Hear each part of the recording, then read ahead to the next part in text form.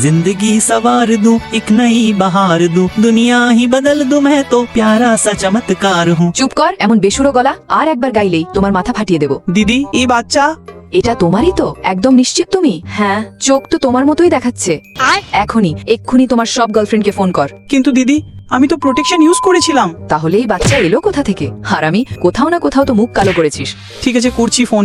My sweet darlings and babus, please একটা জরুরি meeting, এক্ষুনি দেখা করো। আমি কিন্তু সব দেখছি। জি আপু। বাবু, একবার বলো তো, তুমি কোনোদিন বাচ্চা পয়দা করেছো? কুত্তা বাবু, অবশেষে দেখা হলো আমাদের। I missed you honey.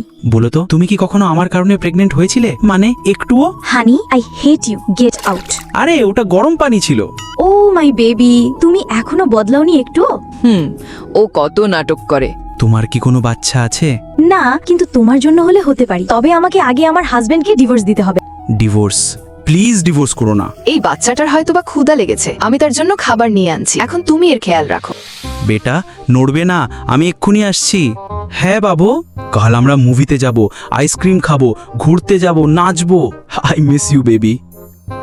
বাচ্চা কোথায়? ও তো ওই চেয়ারে বসেছিল। বাচ্চা কোথায়? কসম করে বলছি এখানেই তো ছিল। কুকুর, তুমি বাচ্চা হারিয়ে ফেলেছো। তুমি আসলে করছিলে কি? আমি তো বলেছিলাম বাচ্চার খেয়াল রেখো। ওই যে বাচ্চা।